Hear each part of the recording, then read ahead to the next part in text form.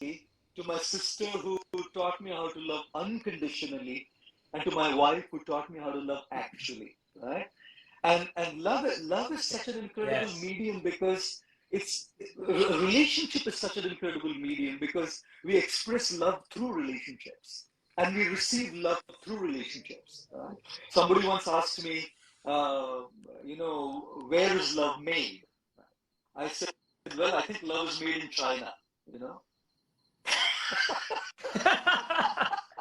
I said, no guarantee, no warranty. and, That's a and in good one. Hindi, I That's so said, true. Chala to chand tak, nahi to sham tak. Which is, if it works, it goes all the way to the moon, or it goes only until the evening.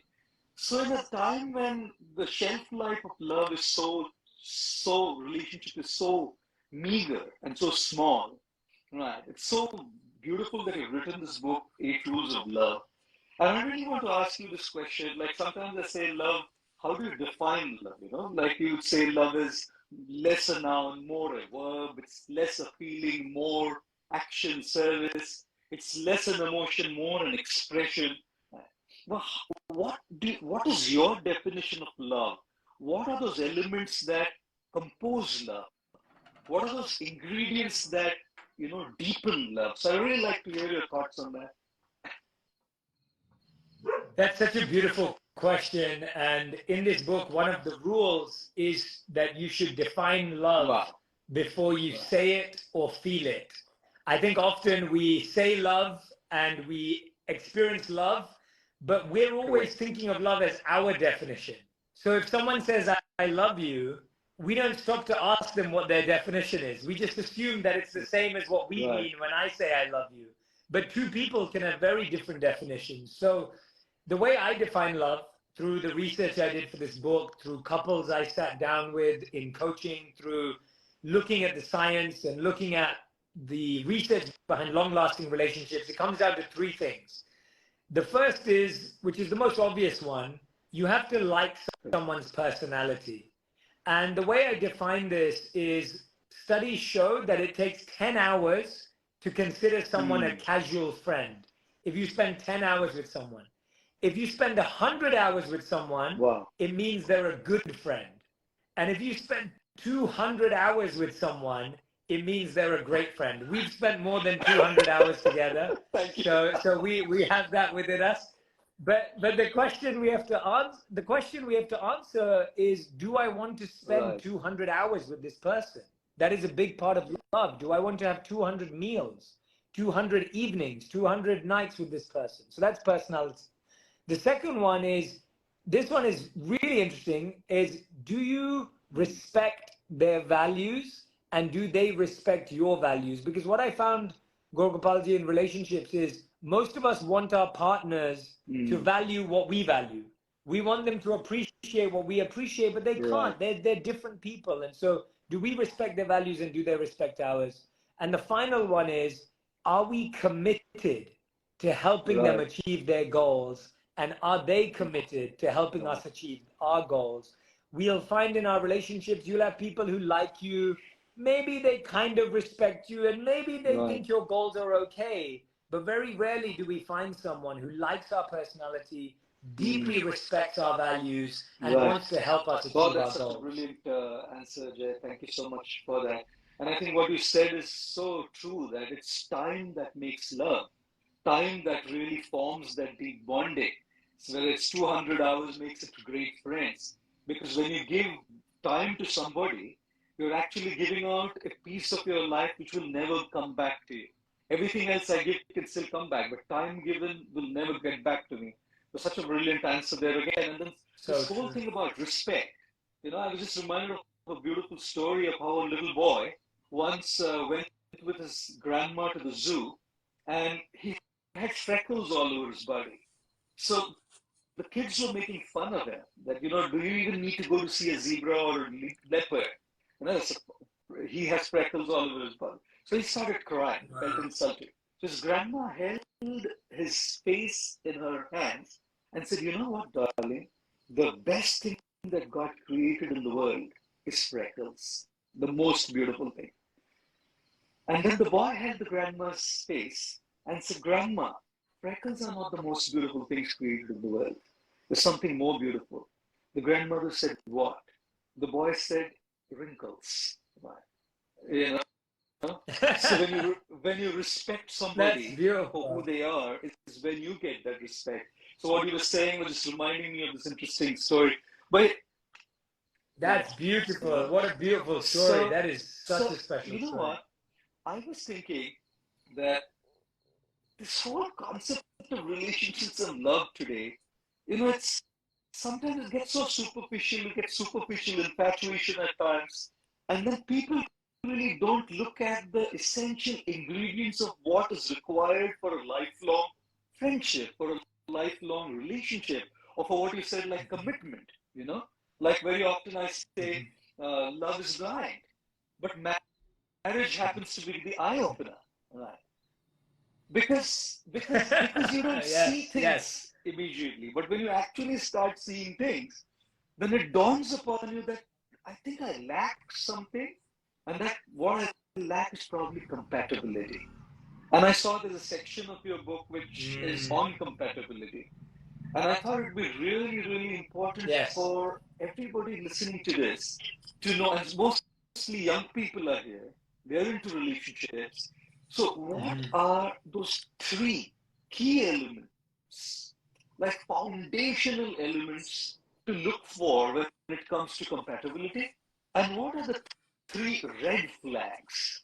Like, if I see these three Mm, things, I know that this person's not meant to be with. And if I see these three things, yeah. maybe I don't see everything else, but I know that this person could be a potential partner, a potential friend for the rest of my life. So I really like you to, decode That's this subject such, of compatibility. yeah, that's such a beautiful question. And also I love your reflections on some of the things I've written because it's so wonderful to Right. see how there's so many parallel thoughts and you always have these beautiful stories to share. So I think that first I want to establish that chemistry, which is what you're talking about, Right. this spark, this attraction, this infatuation, is only 1/4 Right. of the puzzle of love. And often we place so much importance on this 1/4 that we assume that if I have this, Right. then this is the relationship. But it's just 1/4. And the other 3/4 are connecting with yourself, actually understanding who you are, chemistry, of course, with someone else, compatibility, as you rightly said. Right. And the fourth one is character, their character, your character, and your commitment to each other. So there's four things that are important. And you've asked a beautiful question about compatibility. And so when you look at the, Yeah. let's start with the three red Yeah. flags, Yeah. because I think those are really interesting and people are constantly True. worrying and trying to figure this out. I think one of the biggest red flags is when someone plays games. If someone makes you feel anxious in the way they communicate with you, in that sometimes they reply, sometimes they don't reply, sometimes you hear from them immediately, sometimes it takes them a whole week, sometimes they're nice, sometimes they're not nice, they shift, they're playing games with you. This is a red flag. Sometimes we even get attracted to these people because we think, oh my gosh, they're so hard to get, I have to pursue them. We get even more infatuated. And so I think it's so important to remember, if someone is not clear, if someone is not communicating in a very sincere way, chances are that there's a red flag there. At some point or another, there'll be an issue. So that's number one red flag. The second red flag, I'd say, which is a bit harder to spot, is that someone often tries to make you feel inferior, but it looks like care. It looks like care. So they say to you, oh, I don't think your friends are good for you. Oh, like, I don't think that the way your mom talks to you is good for you. It seems like care, but often it has an element of control. It has an element of making you feel like this whole life you've lived Right. has some negativity.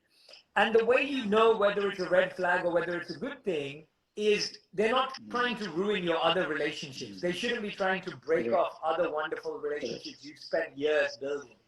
So that's the second one. And the third red flag that I'd say that I would point out is someone who falls in love too fast. So someone who tells you, I love you within 3 days. The No, studies no, show. no, Oh, please sorry, don't go on. stop. Go on. You were going to say something. No, please.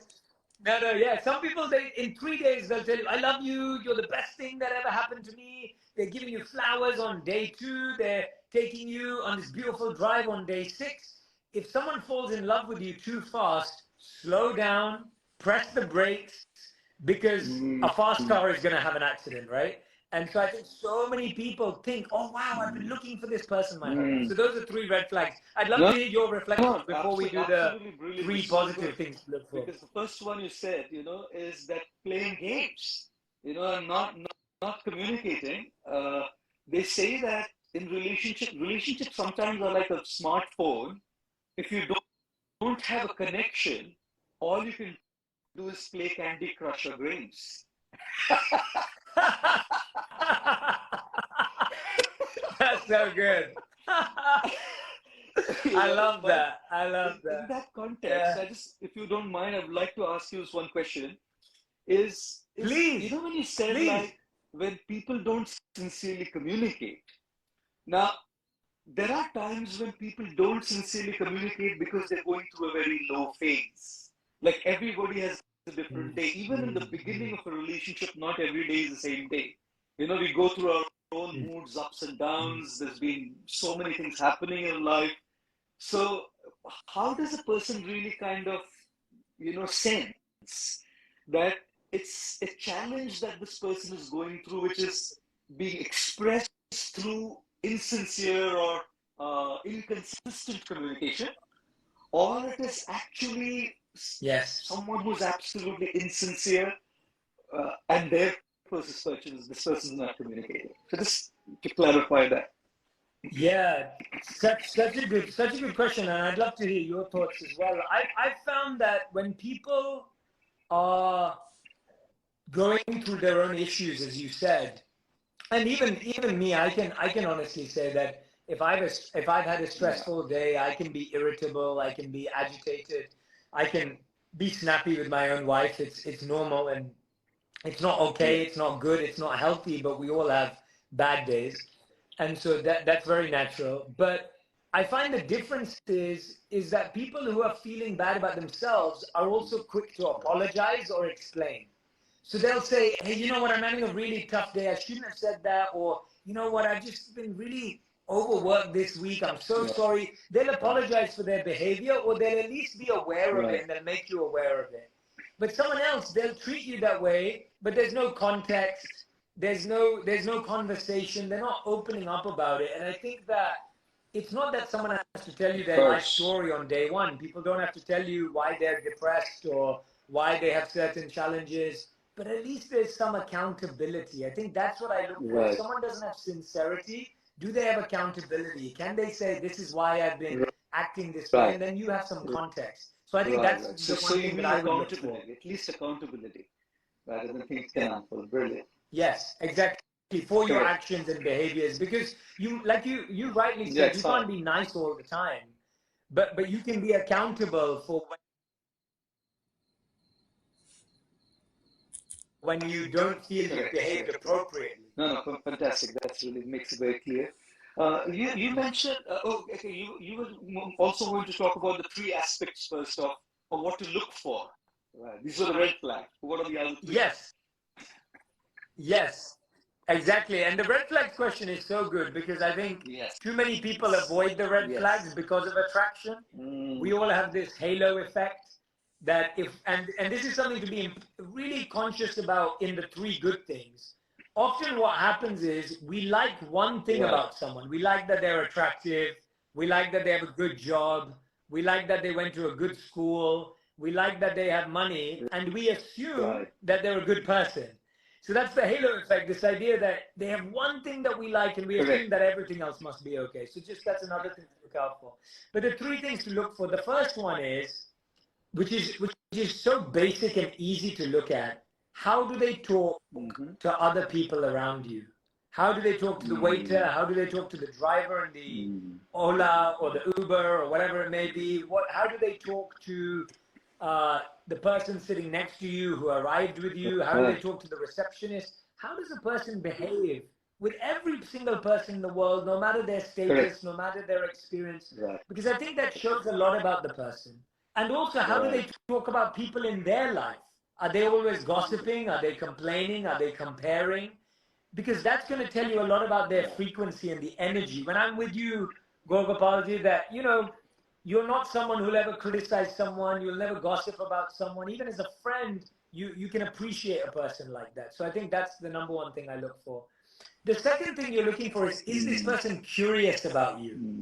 Do they ask you questions and are they present to hear the answer? So many people will ask you, how are you? And then when you're talking, they're looking at the game behind you, they're on their phone, they're not present, but they're also not curious really. So is this person really trying to understand you? Are they asking you thoughtful questions? Are they really present with you? That's the second thing. And the third thing I'd say to look for in a healthy person is that they reliably keep their promises. If they say they're coming at 7 p.m., they'll be there at 7 p.m. If they say, hey, I'll call you at 9 p.m., then they'll message you and say, I'm running late, I'll call you at 9:15. There's a clarity that you feel when you're building a relationship. You're not feeling confused. I think too many people are feeling that confusion is excitement. Confusion is exciting, it's stressful and exciting, but clarity is what we I like that point you made about how is that person talking about others? You know, that says so much about that individual, because like I often say, what Susie says about Sally says